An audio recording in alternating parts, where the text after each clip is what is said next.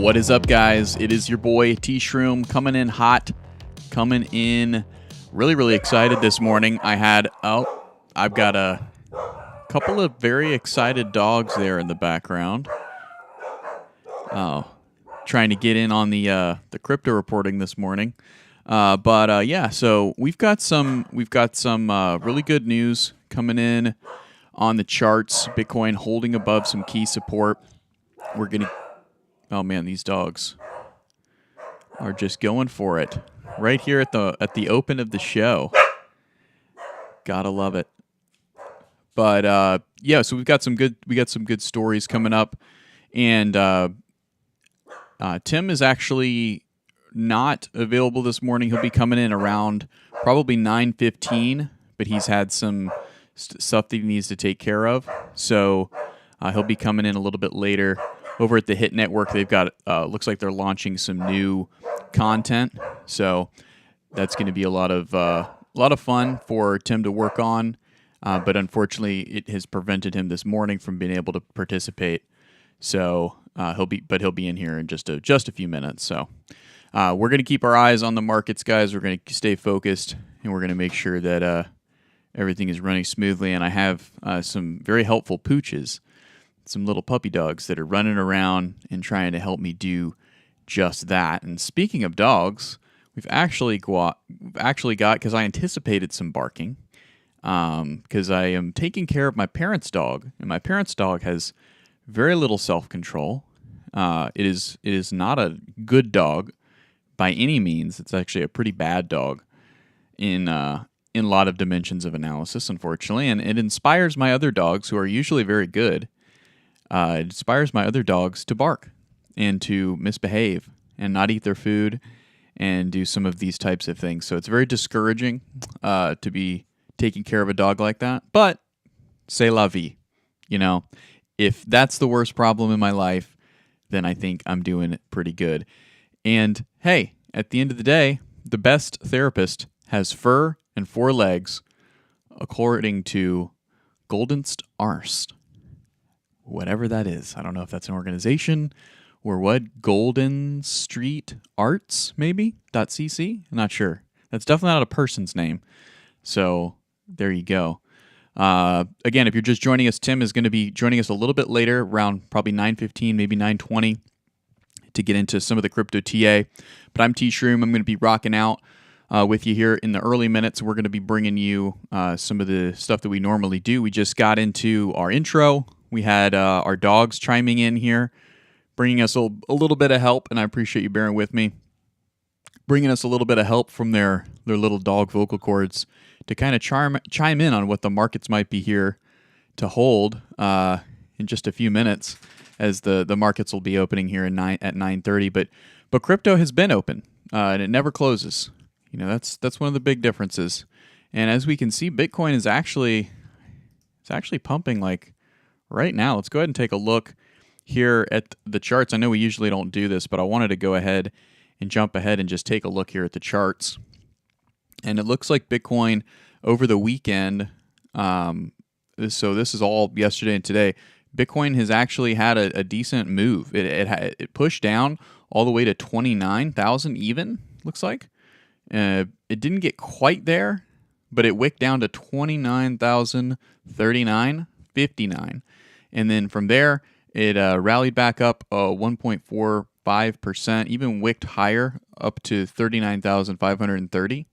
But it is up as much as 1.4% right now. So it's trying to make a push higher, but it is range bound. This is a definition of range bound right here. I've got these lines drawn. This is kind of where I'm compelled to think Bitcoin is going to continue to range for quite some time until the narrative shifts, until something fundamental changes.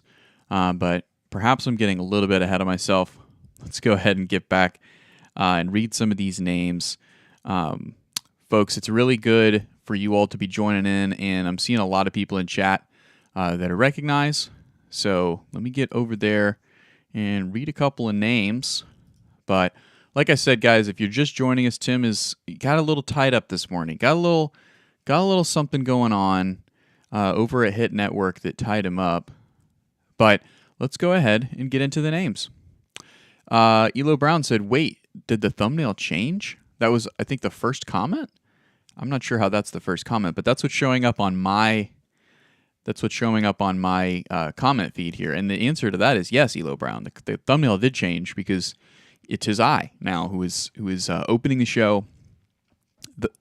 So thusly, it is appropriate for me to be the one on the thumbnail. However, there will be a Tim sighting here very, very shortly.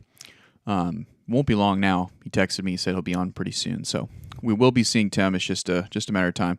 But we're also seeing Peter Provost, Crypto Pew Pew Cruz, a Mellow Fellow, Elo Brown, and Justin Eubanks, Yair Navarro, and Crypto Military Vet, CBD Suddy, Nancy Croy, Brian D.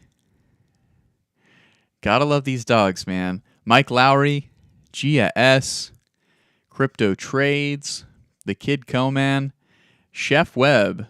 I like that, Chef Webb. Why? Because it kind of sounds like Sheck West, that NBA player. Edge 5, Crypto Trades is making himself very, very well known. He said, "I can hear you." Hot mic.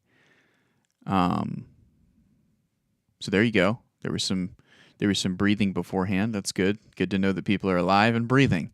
Merrick Franick, Mike Lowry, Crimson Caravan Company, Alexandria, Elo Brown.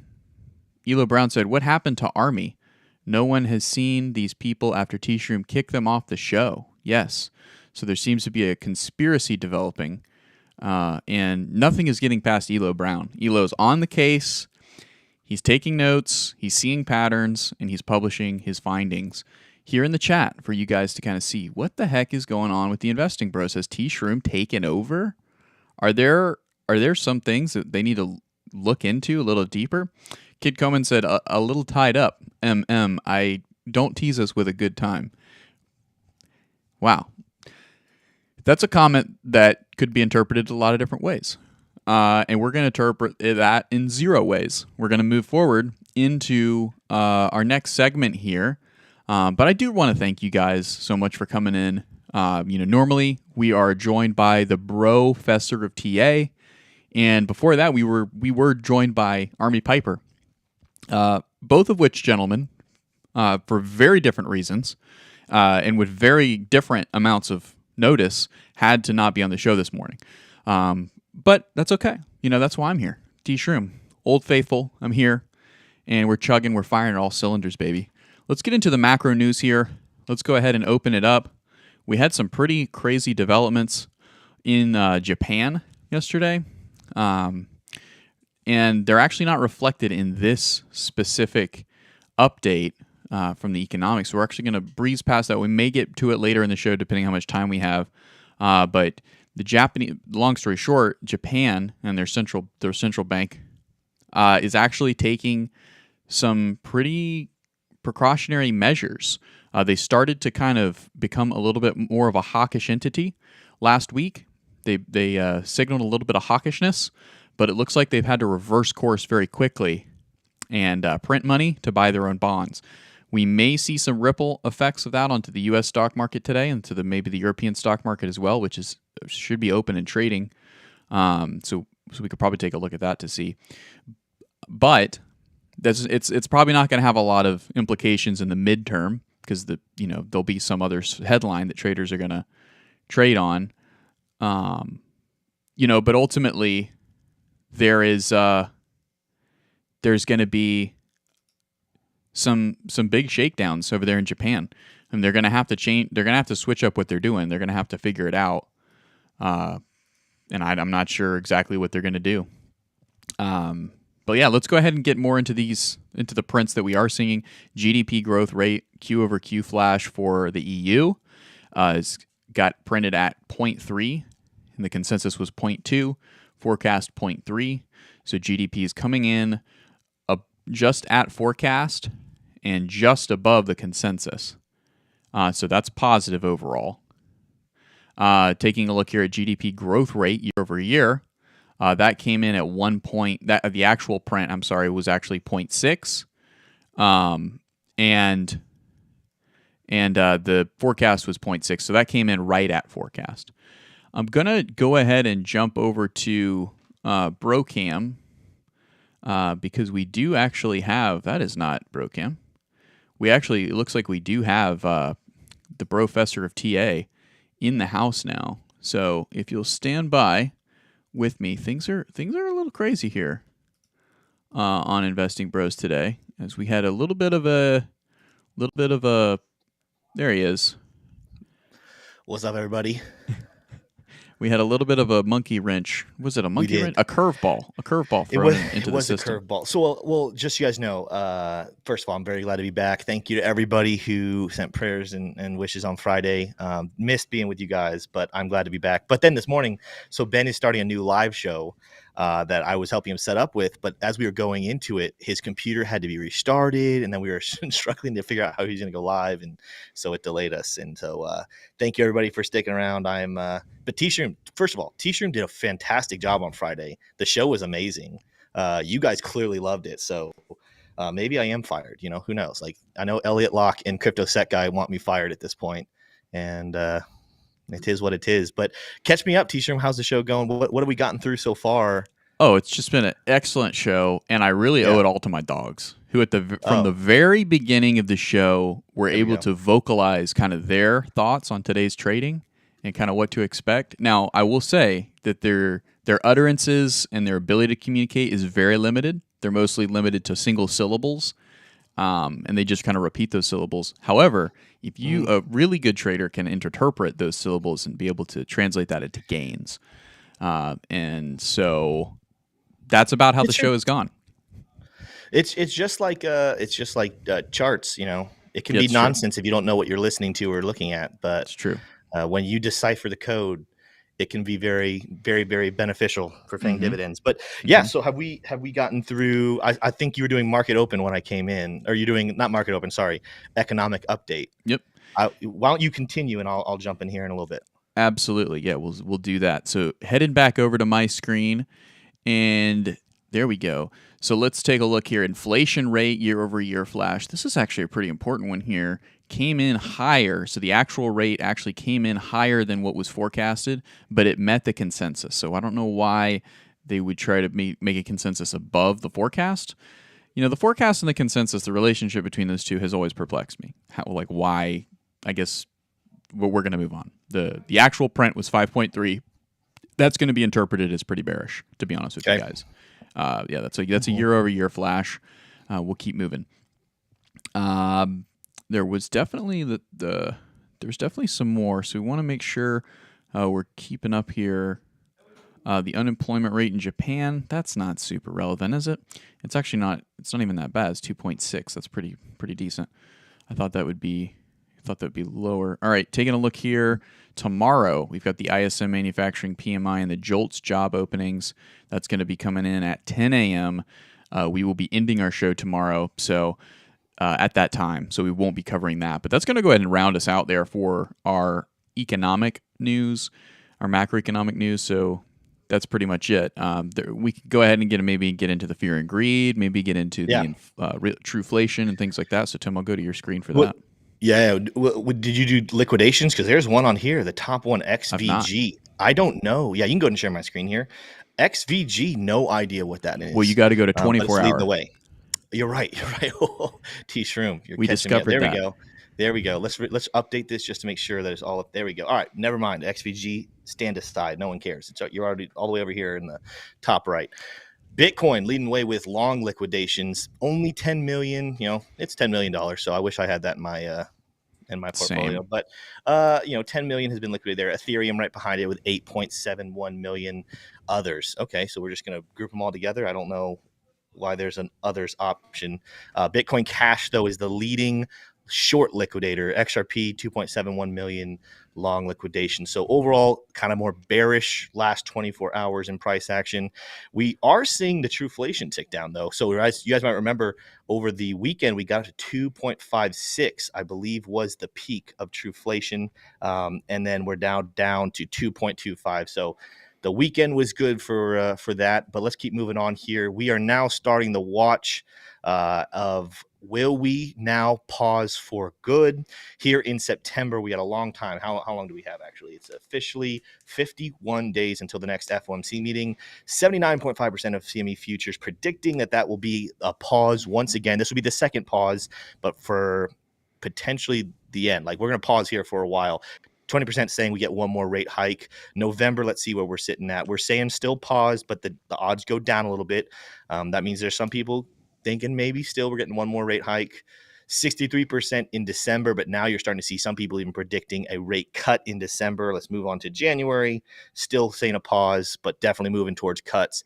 And the last time we checked here, March was the first prediction of a rate cut, but not here. Nope, they're still predicting a pause in March, and then that would probably mean May. Yeah, so now May of 24 is the first month that we're looking at CME predicting a rate cut. And this could be part of the reason why Bitcoin has traded kind of sideways and downward after the good news of PCE. You guys, again, I wasn't here, but T-Shroom covered it. We got favorable PCE numbers, and Bitcoin did bounce kind of at first and get a wick higher, but couldn't really sustain it.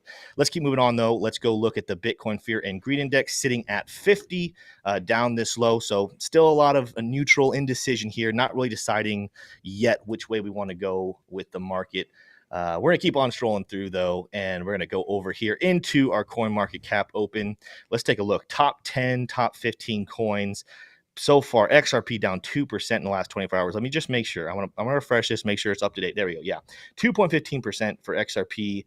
So far, it's leader. Oh, no, Tron at number 10, down 4%.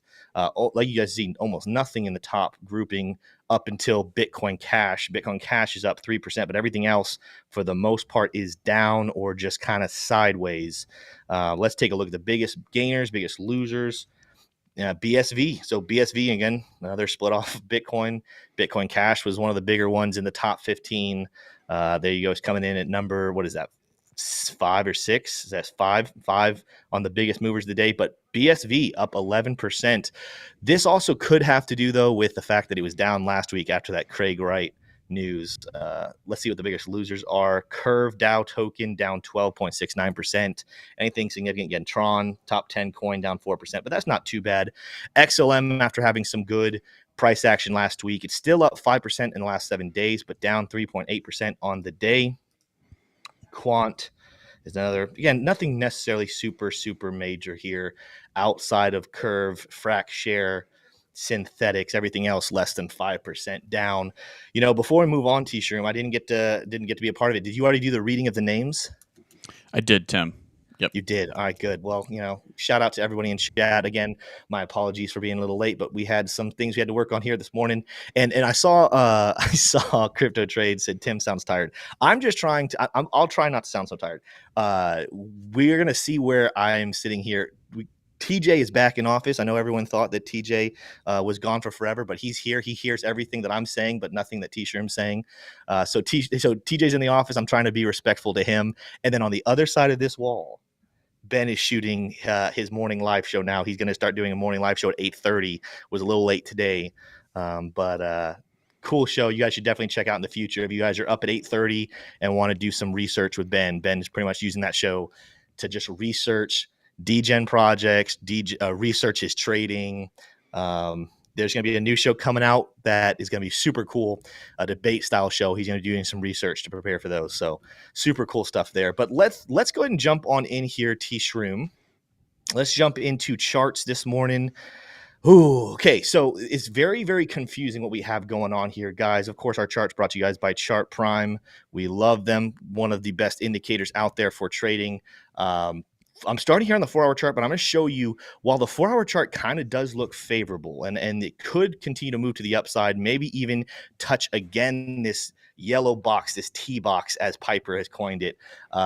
We could come back up and touch this, but I'm looking at larger time frames right now, guys, and I'm not super excited about what Bitcoin's doing. I do want to say, though, on this 4-hour chart, which kind of shows us the next 24, 48, maybe 72 hours, so 1 to 3 days, we are seeing this constriction of the Bollinger Bands, which would imply a big breakout is coming. You guys can see we're testing the top right now. It's continued to constrict just a little bit more, though. So could we get an explosive move to the upside? Or or do we end up rejecting here, falling back down and moving to the downside? Let me show you why I'm not necessarily overly in love with Bitcoin's price right now. Let's go all the way out to the weekly chart here and start taking a look at what's happening with oscillators. Now, this is a big move. Remember, we talked about this last week, guys. We talked about it 2 weeks ago, excuse me. The concept of this bearish divergence that has printed on chart prime oscillators, but it's official. Even no matter what you're looking at, this is officially bearish divergence here on the weekly chart, with candles closing higher than the previous peak here back in April, and yet the RSI, the oscillators, everything is closing lower. That is bearish reversal. That's strong bearish reversal divergence. So that's one reason to potentially be a little bit concerned. You're also going to see on these oscillators, guys, look at how high up we are. We're not at the mid-level. We're not down below the mid-level. We are still up in the upper half of it. That's not a good look for the weekly chart. Again, does that mean we have to crash and burn? No, we absolutely could move back to the upside and cancel this out. But more often than not, that strong reversal would be an implication of, hey, we're going to be suppressed for just a little bit of time before a real rally continues. As you kind of move your way down those larger time frames, there's still the same divergence happening on the 5 daily. You guys can see same thing. We're not really approaching those mid levels just yet. Let's go down to 3 daily. We are approaching mid levels here on the 3 daily, but will those hold? We'll have to continue to wait and see. This is where you start to maybe get some hope on the 3 daily. 2 daily. Now you drop below those mid levels, but you're not down to the bottom just yet. So this is one, it's like, all right, we weren't able to hold on that mid level. Now are we heading down to being oversold? We got to wait for an oversold flash to feel comfortable. And then you get down to the daily chart where we have found a little bit of a bounce. So this is where you're starting to see some relief and some potential that maybe we can resume a rally. But even this, you guys will notice when I'm looking at these oscillators, we're well within the money flow here on the daily, not overextended. That's still moving to the downside. These oscillators are not super low. They're not coming in lowest we've seen here in a while. The RSI only sitting down towards 30. So is there hope there? Yes, we have a green histogram here on the RSI that is popping up today. But especially when looking at those larger time frames and the fact that when you come all the way down to the 4 hour, you can see on the Bollinger Bands that we should see a breakout coming here soon. I'm not saying necessarily enter a long or a short right now on Bitcoin. I think this is a wait and see, especially on the 4 hour chart. Let's wait to see which route gets the momentum. Can the bulls get the momentum? Can the bears get the momentum? You guys can see there's not that much volume here. That's another reason why I think a big breakout could be coming. After that initial spike back here on July 24th, there's really been no volume happening, even throughout that FOMC. You got a little spike during FOMC, but not a whole lot.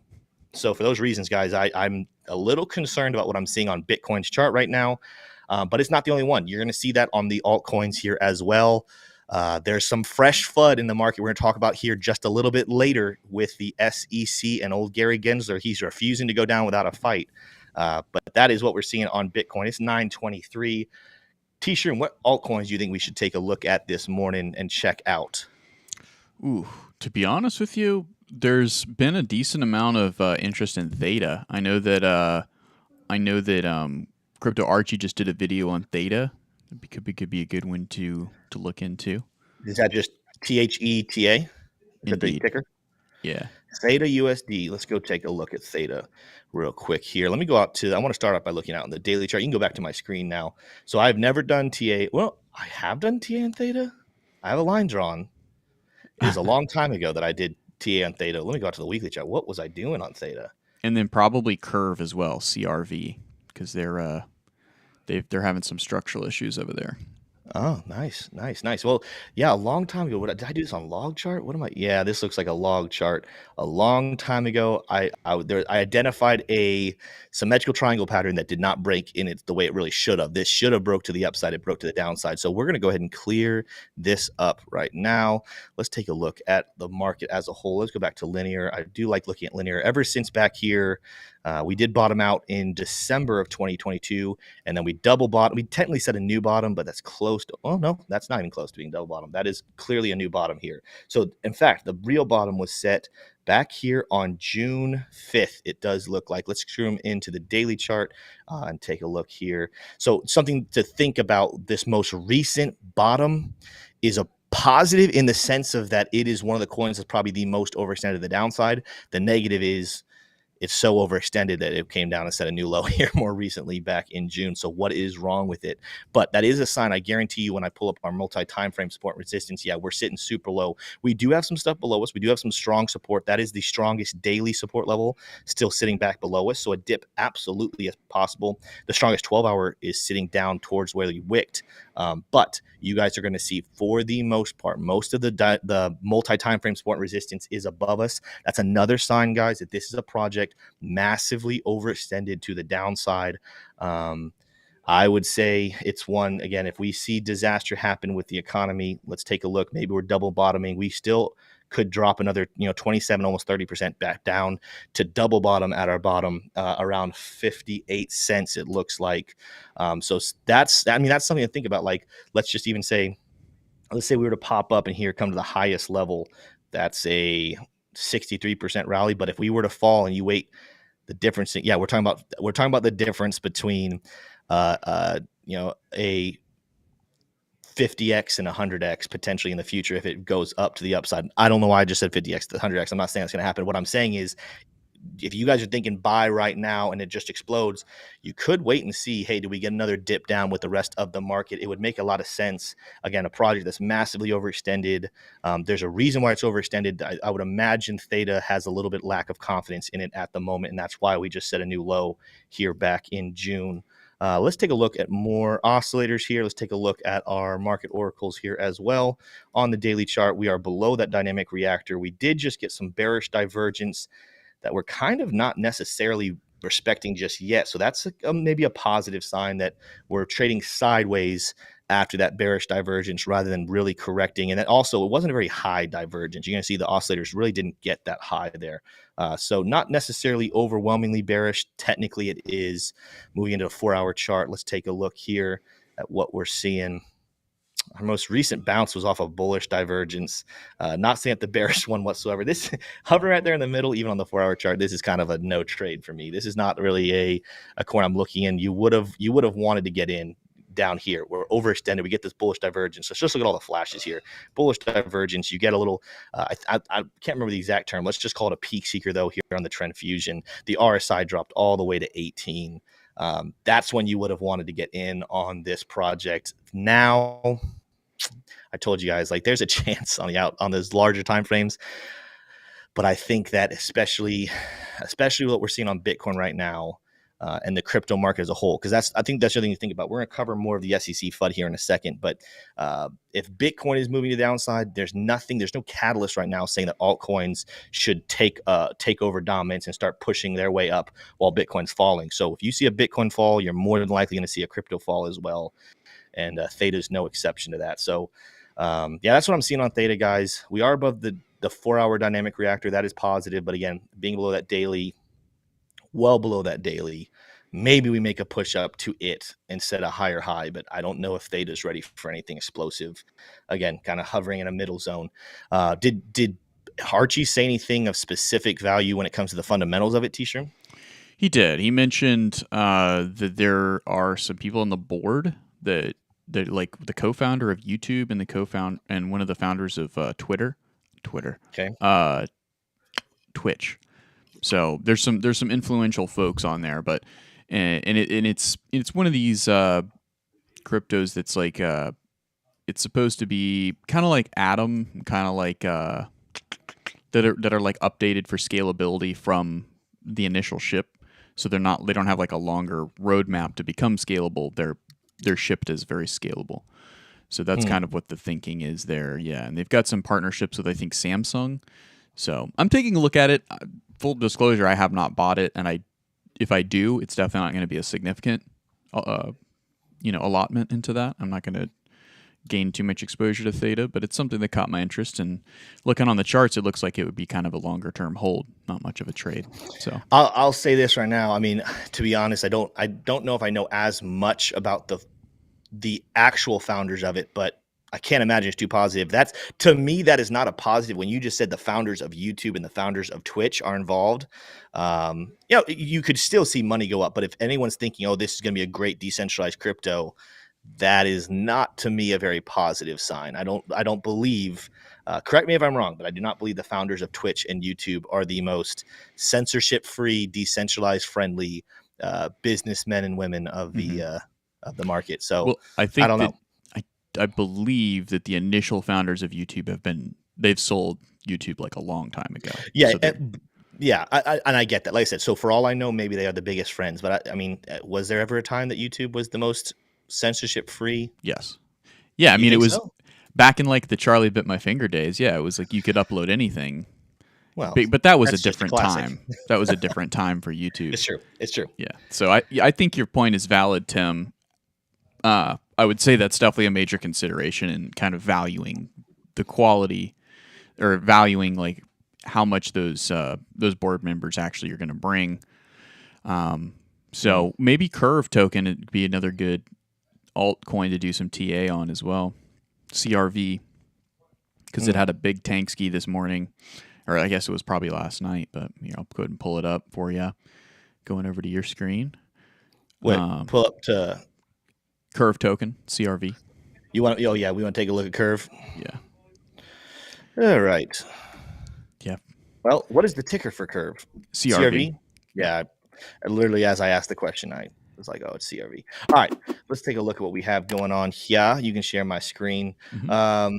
Yeah, kind of similar to what we found with Theta. Only the difference is the low is coming in back here. The actual lows all the way back in November of 2022. I do like the daily chart. We're getting this oversold flash coming in here. You guys can see Curve, obviously, while everything else was kind of trading sideways, had a big dip here over the last 2 days. Massive volume coming in too. So my first question, I would say, even though we're seeing the oversold flash, we're not seeing the trend fusion be that low necessarily. The money flow for sure is to the downside, but the actual oscillator itself is not low. The RSI is low, sitting all the way down here towards 12.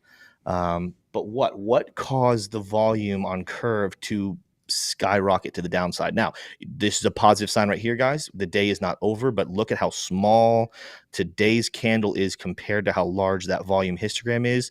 We have, by the way, not seen a histogram that large in volume since all the way back at the exact bottom back in November of 22, when we bottomed out here at about 40 cents. So this is a good sign of a bottom. This actually would be an interesting purchase and potential long here, as we're seeing a very small candle and at the moment a doji candle with high volume. That is a sign of a bottom. That is a sign of, hey, this looks like where the price is going to be reversing.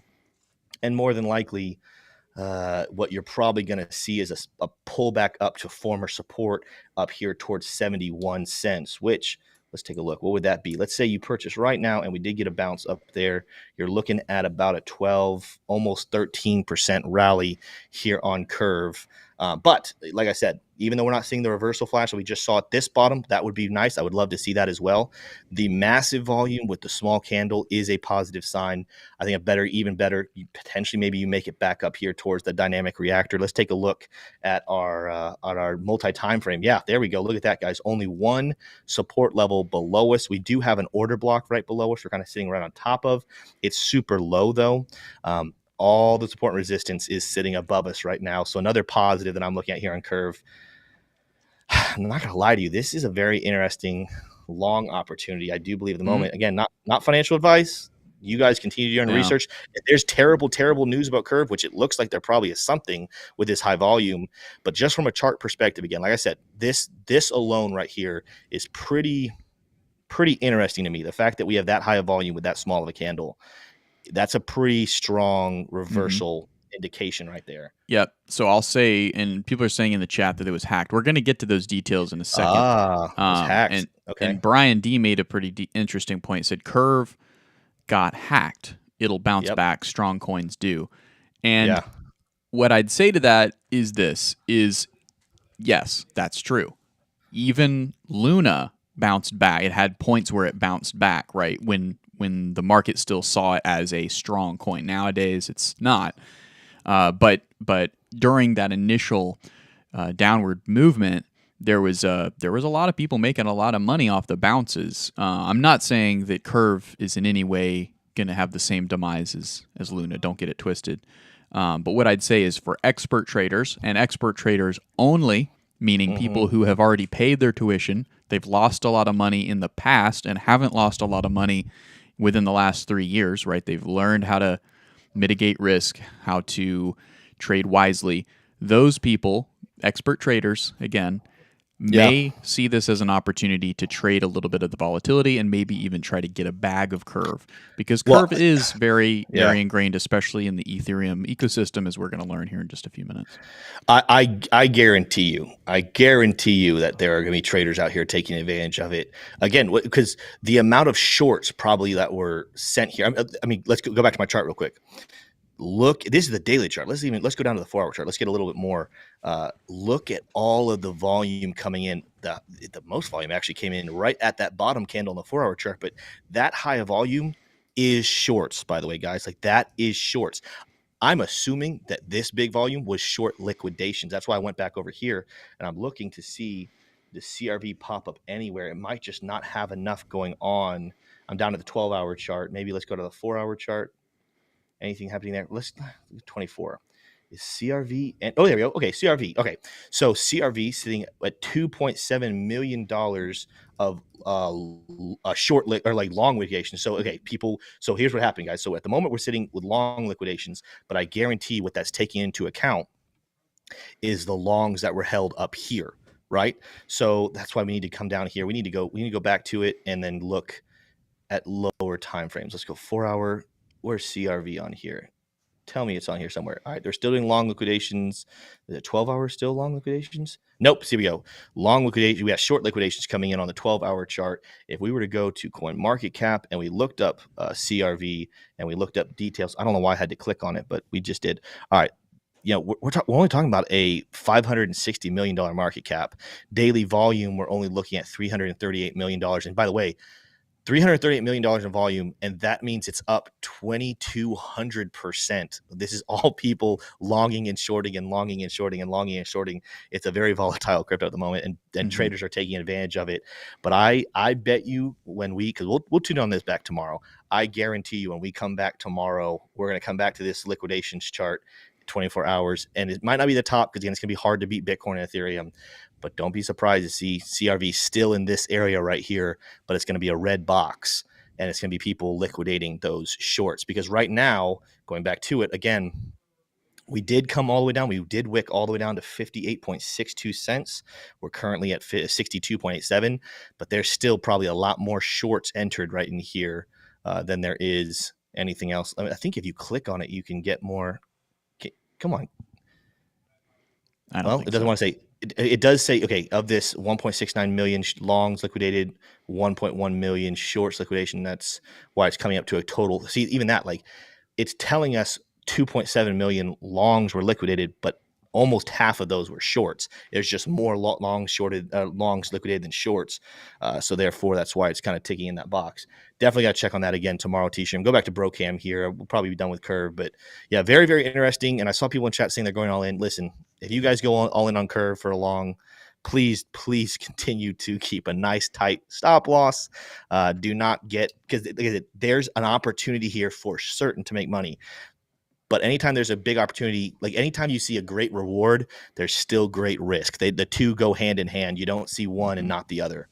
So you definitely want to continue to be careful with those trades. Yeah. And I would say that it's definitely not certain that there's an opportunity to make money. I think that there's a good chance, but it's definitely not a certain chance. That's for sure. Well, I mean, it's certain that there's an opportunity to make money. The question is, to the upper downside. Are you going to make the money, or is somebody else going to make that money off of you?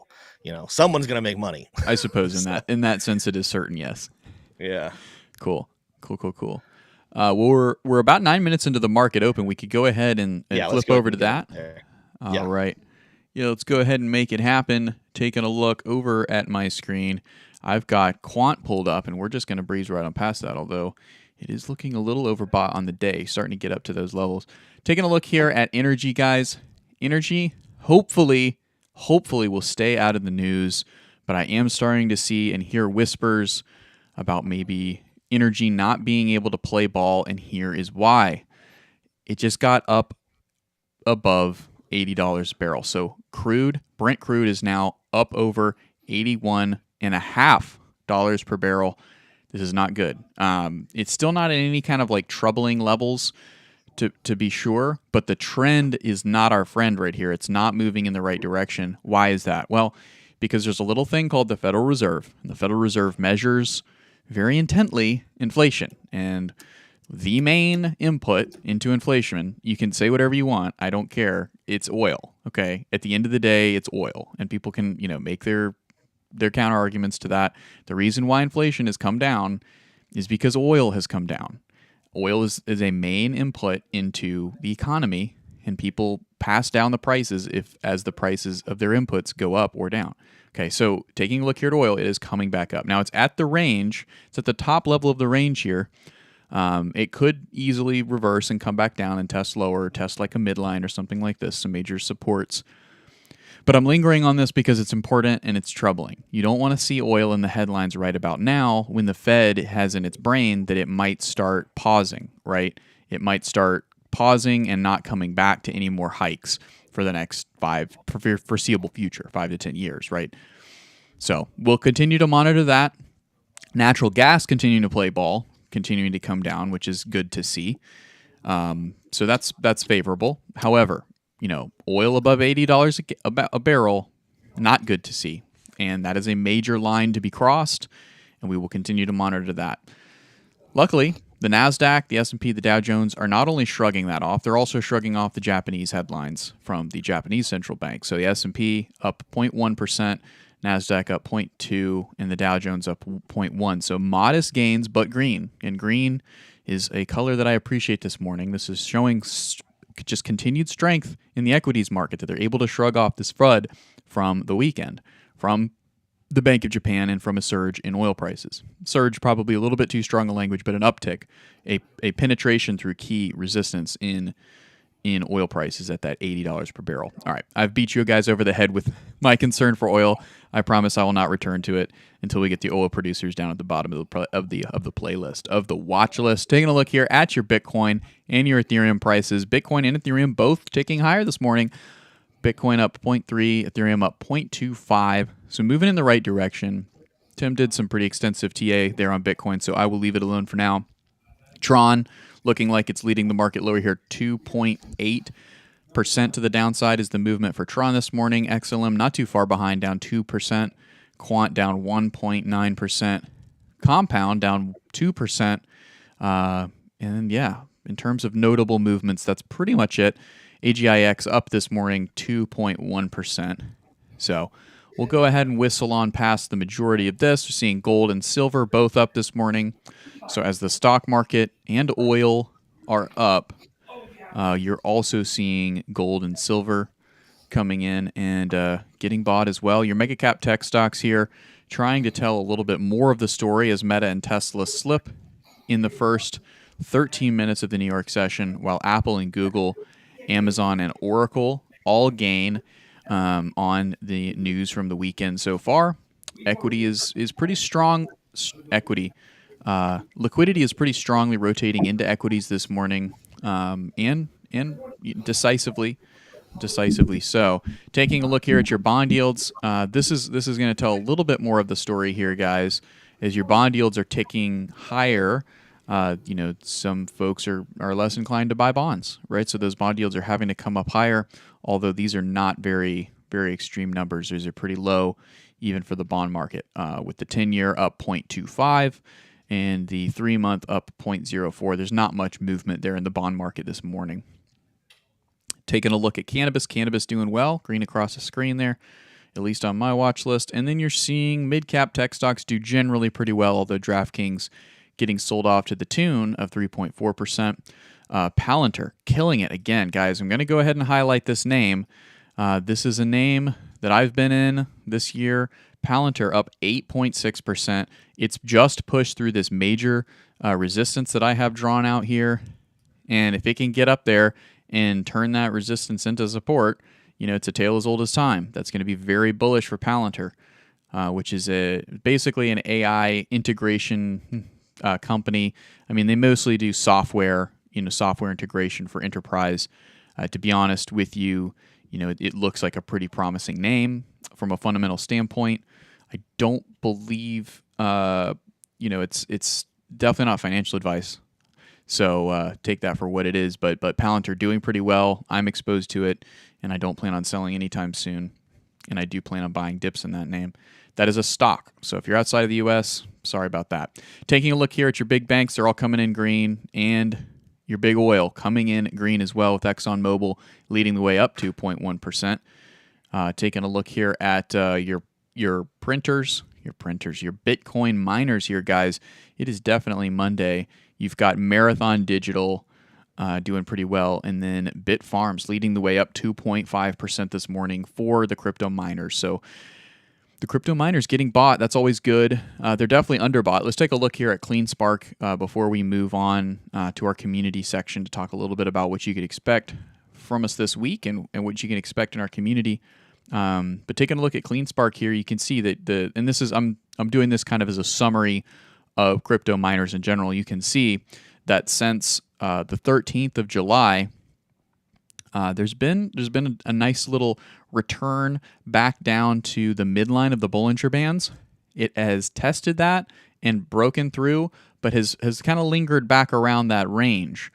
So I would say that this is definitely something still pretty bullish.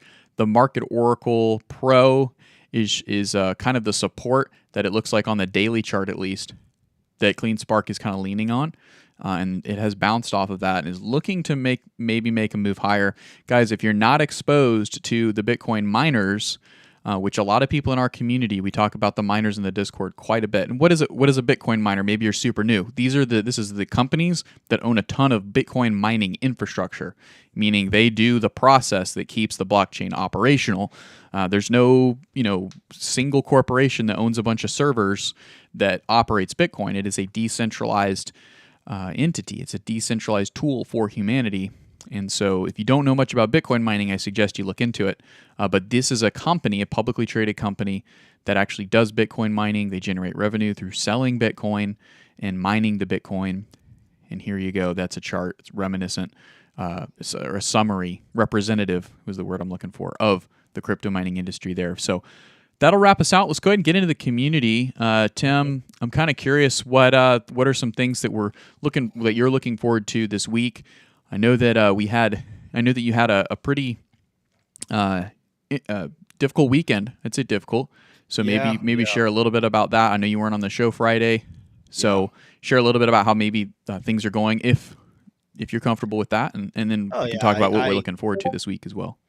Yeah, thank you everybody who has sent well wishes and prayers, and so we got news Thursday night about Taylor's dad. Which, by the way, I think it's not like he's about to pass or anything, but there's some dementia things going on that this last week was pretty rough for him, and so that was rough on Taylor, obviously. And we'll make some plans. I think very soon we're going down to go see him and spend some time with him, and let Brody spend some more time with him, because when you talk about dementia, it's not even about even if he makes another 6, 7, 10 years, if he starts losing his memory, you're not going to be spending time with the same person that Taylor grew up with. So that hit her kind of hard. So that it was rough, but thank you everybody who reached out.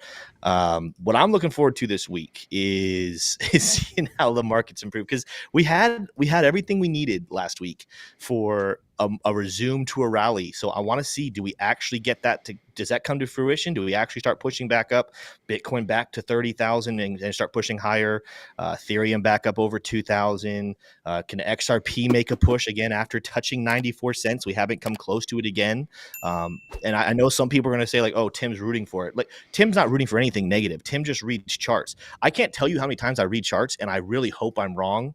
And then I get very disappointed when I end up being right, because I want everything to go up. I want my portfolio to go up. I want to make money. But part of making money is knowing when to stay unemotional, to learn how to trade against trends, because that's what the experts do. So I'm excited to see what the market kind of tells us this week, so we can kind of keep updating that. Who did our guest? Do we have a guest already planned for Wednesday, T-Shroom? Who's our guest this week? It's a good question, and I do not have my calendar pulled up on this computer, but I can do that. Well, I'll tell you what else I'm excited about. Guys, we need more people to come in and join us here again. We are going to be having our 4th X Spaces, because it's not Twitter anymore. I don't know if you guys got the update on your phones too. Phones now have an actual X on where it used to be a little bird. So we're gonna have our X Spaces Wednesday night at 7 p.m.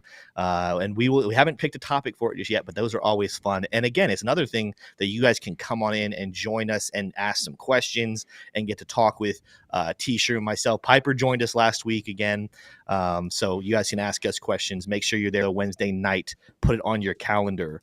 With that said, though, excuse me, I think that's about all that we have for today's community. I think we can jump in with the last 10 minutes. Big story coming out this weekend from Gary Gensler. T-Shirt, what is it?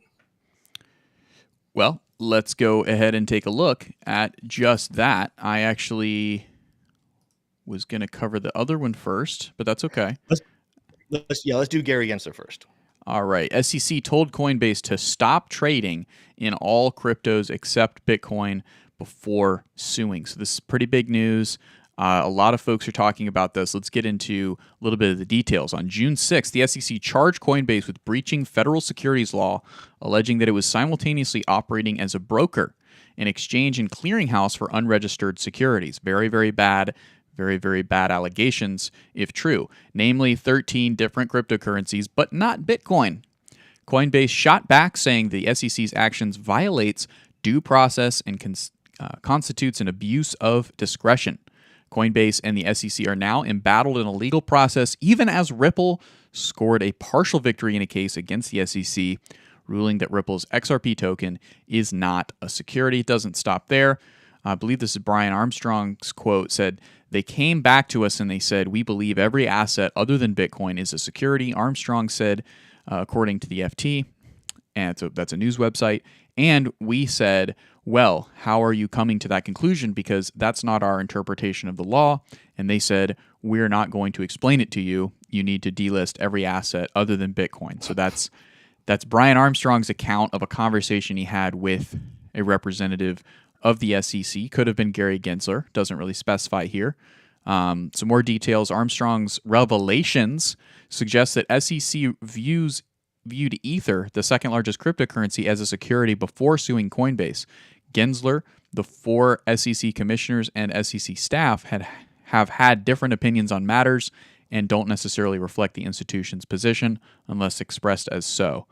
So a little bit of a disclaimer there at the end. But this is definitely a big story because it kind of shows the cards a little bit of what the SEC is thinking in terms of Ethereum.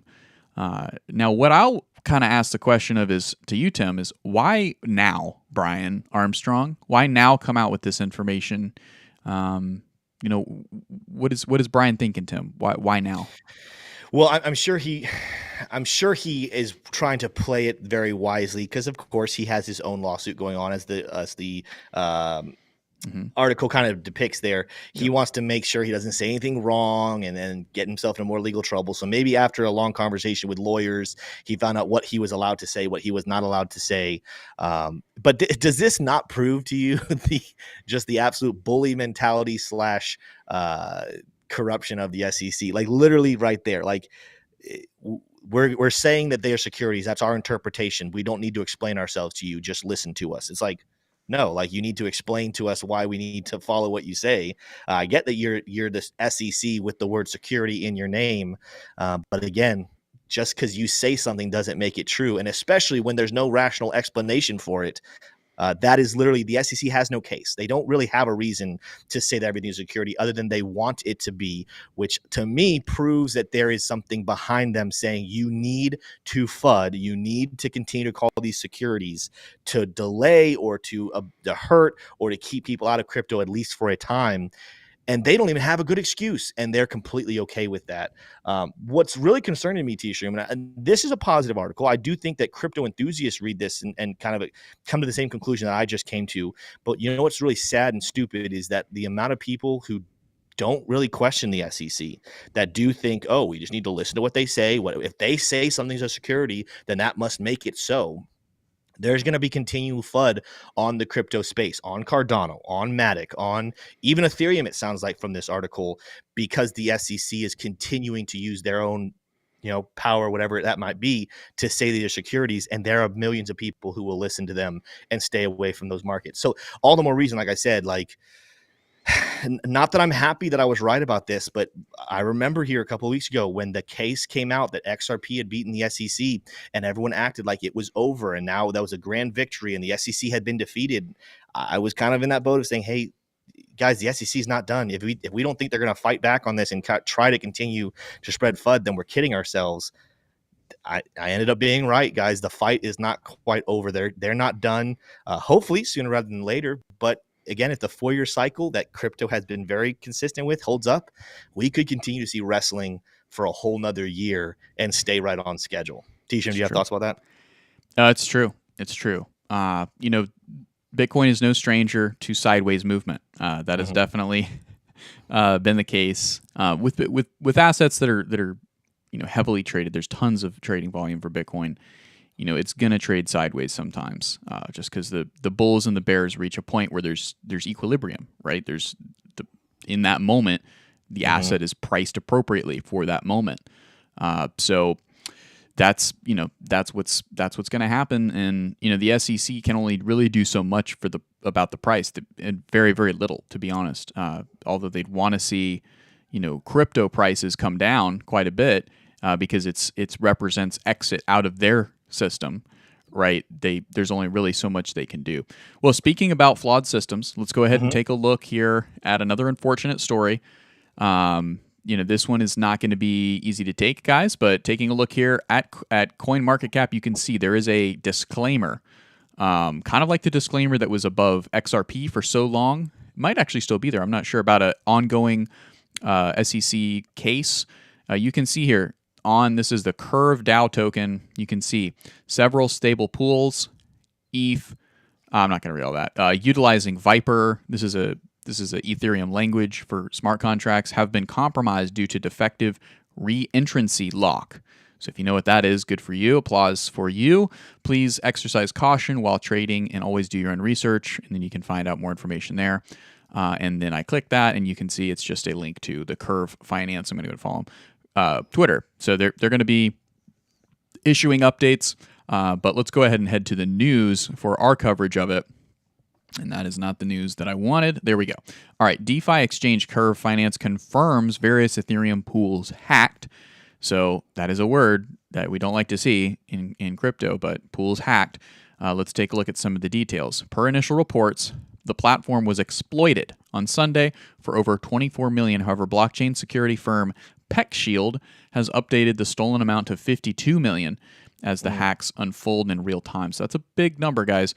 So there was a couple of governance tokens. Looks like the decentralized exchange team wrote in a tweet that 3 liquidity pools for tokens paired with Ethereum and Curve governance token and several ERC20 tokens issued on Alchemix, Metronome, Synth, and JPEG were hacked due to an issue with the Viper compiler versions. Viper is a programming language for writing smart contracts on the Ethereum blockchain. So now you know 2 different programming languages in the Ethereum ecosystem. What is the other one? Solidity. Burp, burp, burp. That was a good little Jeopardy moment. That was a good little buzzer. You like that?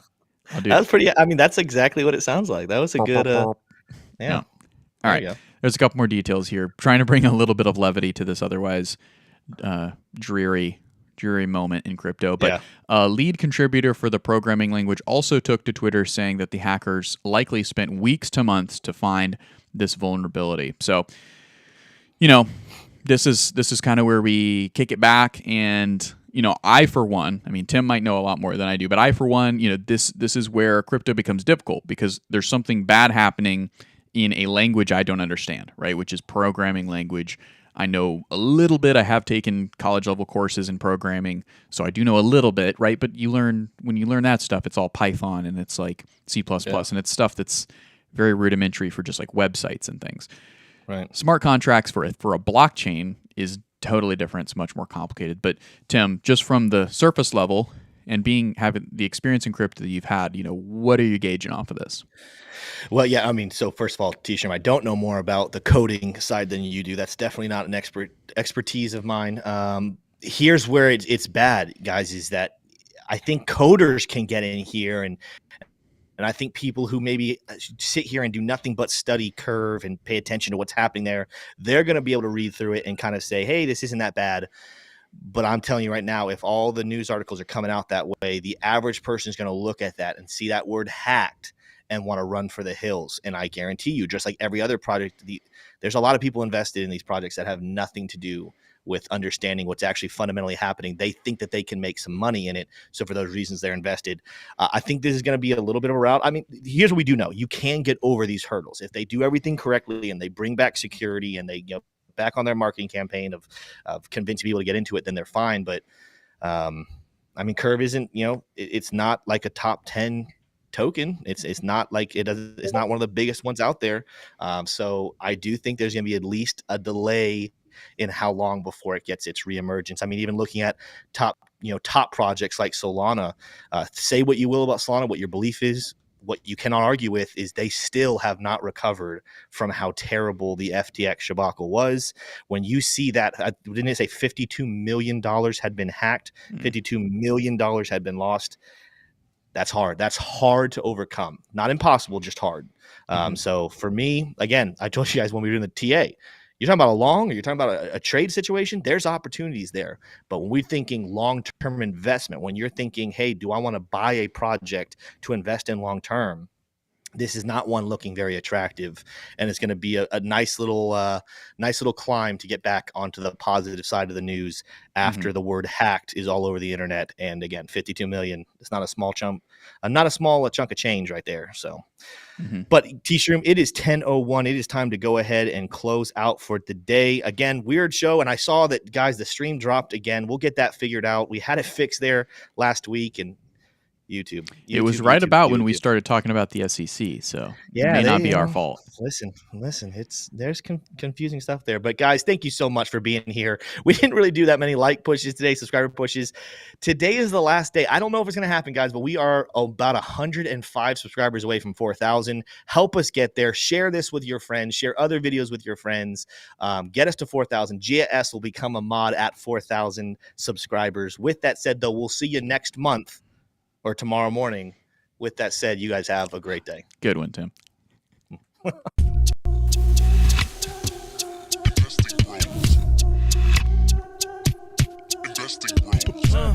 Trying to make paper, turn that better to cake. Money like Lego, connect the dots that bank. We are investing bros. We are investing bros. Army pipe, lethal on trade. Entries and exits, worthy of praise. Tim, the professor of the TA. Shout it out loud on the PA. T-Shroom's news, got your word. Doing better than what he deserves. Beamer, leave no evidence. Soon fly coop with his dividend. Trying to make paper, turn that better to cake. Money like Lego, connect the dots that bank. We are investing bros. We are investing bros. Investing bros. Investing bros. Investing bros. Investing bros. Investing bros.